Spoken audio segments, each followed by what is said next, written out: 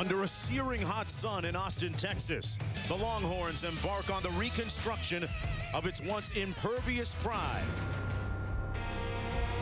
It takes one heartbeat. We're not going to talk about the end.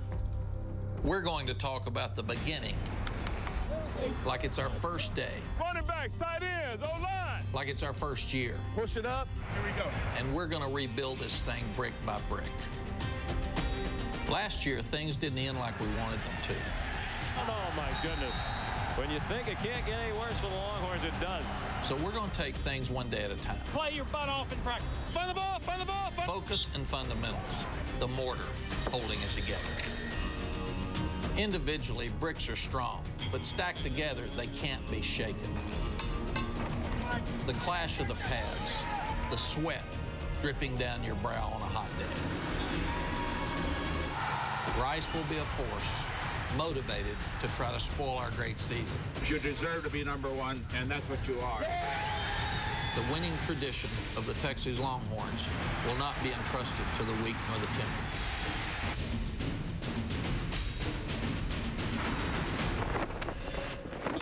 So put your horns in the air. It's a new era of Texas football, and we're working at this thing hard day by day, game by game, and brick by brick.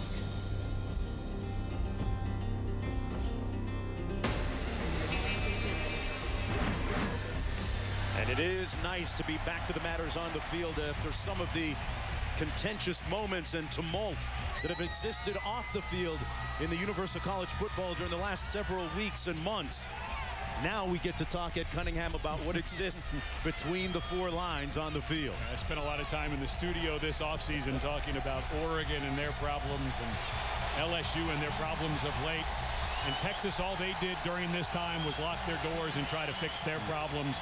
I get a sense things are going to be okay for the Longhorns this season with some of the young talent they have, especially at wide receiver. Texas won the toss, deferring to the second half. Rice will receive.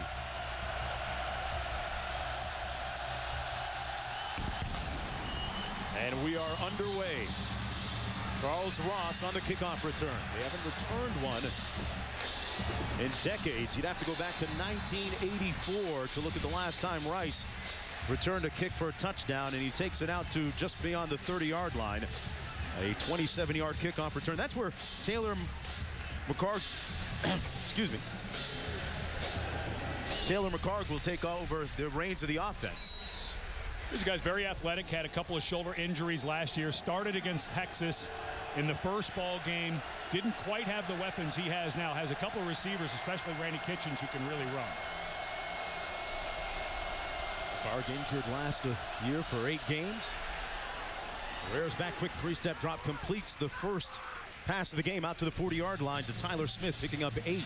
As we take a look at some of the impact players today, Ed. For Rice, Sam McGuffey, just one of the fastest, most explosive backs in Conference USA. Randy Kitchen just mentioned him. Big guy, 6'3", 240. Kenny Vaccaro is a guy that Manny Diaz is going to move all over the field from safety. He'll come down into the box and blitz as well. A very aggressive, good tackler. Taylor McCarg last year completed 57% of his passes. High snap. Loose ball. And Rice recovers it. Tyler Smith pounced on the loose ball. But it's going to be a big loss, setting up 3rd and long for the Owls. Keyshawn Carrington snatching up the loose pill. A loss of 14 as we look at the backs and receivers. We talked about McGuffey and his game-breaking ability. He led the team in receiving yards and rushing yards a season ago. 3rd and 16. And interestingly enough, Sam McGuffey not on the field here in 3rd and long. Into the boundary, pass complete, but nowhere to go for Tyler Smith. He was hit immediately on the play. And it'll be 4th down, a quick 3 and out on the first series for Texas's defense. What does it mean for them? Does that help confidence-wise? Well, what helps there is that's one of the young corners, Carrington Bindum, a sophomore that they're expecting a lot out of. And Bindum did a nice job recognizing the slow developing screen. And for Diaz, got to feel good. Got a little bit of a break with a snap that should have been handled by McCarg. But a little bit of a grin on his face. Not a bad start, 3 and out. Jackson Shipley back there perched at the 31-yard line of the Longhorns. Al Martins, an all-conference punter, gets off a beautiful high spiral. Shipley with the fair catch all the way back at his own 20-yard line. And that's what it'll be, first down and 10 for perhaps the most scrutinized, criticized player since Thanksgiving of last year in burnt orange and white. Garrett Gilbert, the starting quarterback, completed 59% of his passes last year, Ed, but he threw 17 picks. That's all anyone seems to remember. And one of the things that I noticed right away when I was at practice on Thursday was how much better he is mechanically. Let's watch over the course of the ball game how much better his footwork. We'll show you some video from last year, but Bryan Harsin has done a masterful job getting his feet better. Whitaker and Johnson in the offset eye. Behind Gilbert, this is Whitaker on the toss. And Fozzie Whitaker hit immediately at the 20-yard line by Cameron Wasu. Let's take a look at our impact players, Ed. Well, Jackson Shipley, of course, brother of Jordan, came in right as a true freshman and looks a lot like his brother Jordan. Very quick, great hands. And will also maybe run some wildcat. Mason Walters, a guy that broke his foot a couple of years ago, played last year. He's the leader up front. They're going to need him to roll off. And Scott Solomon, a guy who also broke his foot, but right before this game last year back, this is an NFL quality defensive lineman. It's going to be Whitaker again between the tackles this time. It'll be third down and about 8 to go. Justin Allen making the stop on the play. We're going to see a lot of different formations by Texas, right? You know, Bryan Harsin comes from Boise State, and it's funny all week everyone's saying, oh, you know, that crazy system they run at Boise State. It's not a crazy system. they have a bunch of different personnel that come in. They do a lot of shifts in motion that try to make the defense miss their assignments, but this is a very basic offense here. Now a chance to see some of that technique we were talking about with the quarterback. On 3rd and 8, Gilbert out of the shotgun here. And Garrett Gilbert incomplete. No flag on the play intended for Jackson Shipley. Allen in on the coverage, and it's a 3 and out for Texas offensively. One thing right from the start, though, great protection by the offensive line. You know, Gilbert took a lot of heat last year, and we were talking to Mason Walters yesterday. He said, you know, he had a subpar season, but so did I, but nobody talks about the right guard. That time, terrific protection, and not a terrible throw. Ball was a little outside and low, but that's where Shipley was. Justin Tucker punting, averaged a little over 42 yards per punt. He'll roll out and do that directional kicking. This is Xavier Webb on the return, and he's brought down immediately at right around the 35-yard line. So both teams with a couple of 3 and outs to begin the game. A 46-yard punt, 3 on the return. Horns trying to hook them when we come back. As the state struggles with the worst one-year drought in its history, Austin has seen 70 days and counting without a form of measurable precipitation. Temperatures over 100 degrees, breaking the 86-year-old record for most triple-digit days in the city. The average temperature during Texas's 22-day fall camp was, get this, folks, 104 degrees at Cunningham, with 11 days seeing over 105 degrees. I'm sweating just talking about it. McCard rears back, and it's incomplete at the 40-yard line. Broken up nicely by Kenny Vaccaro, one of the leaders there in the secondary. You know, one of the things that Mack Brown does that I think is very smart with his team, and you know, when I was playing for the Arizona Cardinals under Buddy Ryan, that was old school. It was 115 degrees. We were out there every day. But they have a bubble here. Granted, it's not 70 degrees inside, but they don't practice outside a lot, and they save the legs of these guys. This pass complete out beyond the 40. Out the 41-yard line, number 82, the tight end Luke Wilson. A big part of what they like to do, a 6-yard gain. It's still warm inside that bubble. Well, but they get them out of the sun. It is 15 or 20 degrees cooler than outside, and they talked to their medical personnel, and they said, get them out in the heat once or twice so they feel it, but then you've got to get them inside. You're going to harm their bodies. You're going to break them down in a way that's not good for them going into the season. So they're very new school here at Texas with how they deal with the heat. The thinking with hydration has certainly come a long way in the last decade or so. 3rd and 3. McCard fires complete right at the first down marker. Depending on the spot, it looks like Randy Kitchens is going to have enough for the first down. Picked up about 4. And they're going to give him the first down. Kitchens touchdown catch last year against Texas. That was a really nice throw by McCarg. He's got a very nice, crisp, short motion. The ball gets out in a hurry.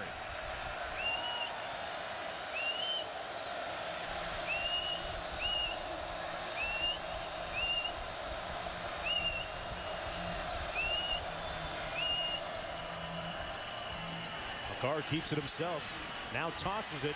And a great decision, a first down. Tyler Smith. As the defense gets to him a little bit too late. Gideon making the stop as we take a look at that Texas defense, brought to you by Southwest Airlines. Who are the key guys up there, Ed? Jackson Jeffcoat's a young man, sophomore, had a really good beginning last year. They need the light bulb to come on. Keenan Robinson's really turned into a vocal leader. He wasn't much of that coming into this year. Phillips, Bynum, and then we talked about Kerrigan, of course. Gideon, young man who started every game since he got here as a freshman, now a senior.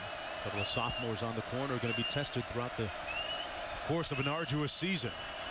McCarg completes it to Kitchens. And a nice block out there on the edge over the 40 down to the 38. A pickup of 5 on the play. Dante Moore with a nice block out there. And the Rice Owls a little off rhythm here on offense. Yeah, McCarg really is getting into a nice rhythm, but he's going to throw it out to his right. And then watch the receiver, 81, Dante Moore, having to battle there with Bynum. Excellent job. Those hands are inside. They're not going to call holding. Guard throws it up, and that one over the head of the intended receiver on the play, Dante Moore, who threw that block just a few moments ago. Let's talk about the quarterback here, Taylor McCarg. He's somewhat of a local product. Cedar Park, Texas. Said that he was going to have about 100 or so supporters here today. That's a lot of tickets. Used to come to this stadium as a young man. Kind of a big deal for him.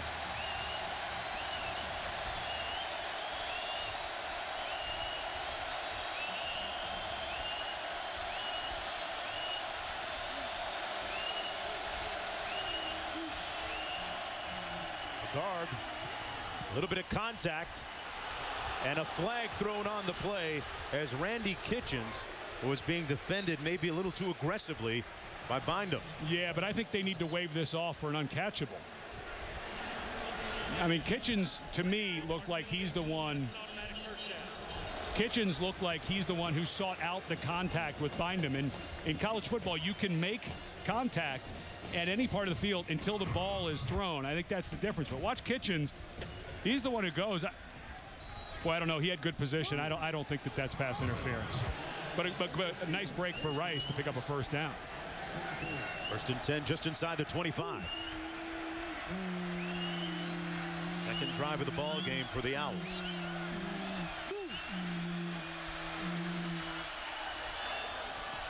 Guard keeps it himself. Gains about 7, setting up a second down and 3. And Samantha, a little bit of news on the Texas side of the field. What's up? Yeah, some breaking news on this Texas defense. Sophomore defensive tackle Ashton Dorsey has been suspended for today's game with Rice due to a violation of team rules. Don't have any details other than that. That means Chris Whaley's going to get more time out of there. Guys, this is a big deal because depth in this kind of heat, this sort of weather is a huge issue. Next man up for now, Samantha. Second down and 2.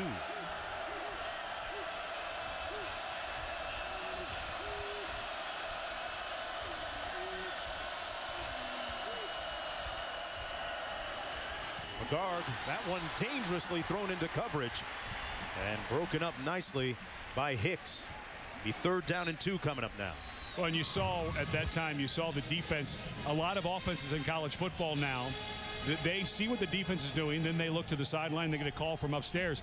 Well, we were talking to Manny Diaz yesterday. He said, it really hurts my feelings to let the offense just do whatever they want. So he, because of his ability to communicate in very short bursts, able to change his defense, and that times Hicks read it perfectly. Now, if I'm Rice, I've got to think about some kind of draw play here. Just get something with 3 or 4 yards. Handed off to Eddington. Nowhere to go, and it's going to be a loss. All the way back to about the 25. Randall and Bynum making the stop for Manny Diaz, the new defensive coordinator. That's a loss of about 8 on the play. And it'll be 4th down coming up now. Well, and here's just such a crazy look. Watch, this is a 3-man front. And the Keyston Randall goes almost completely unblocked. That was a bad job by left guard Davon Allen getting down there on time. I think he was a little late. But you saw the overload to the right side of Texas's defense. Very difficult to read that as a quarterback. Head from 42 yards out, Chris Boswell, who was 11 of 17.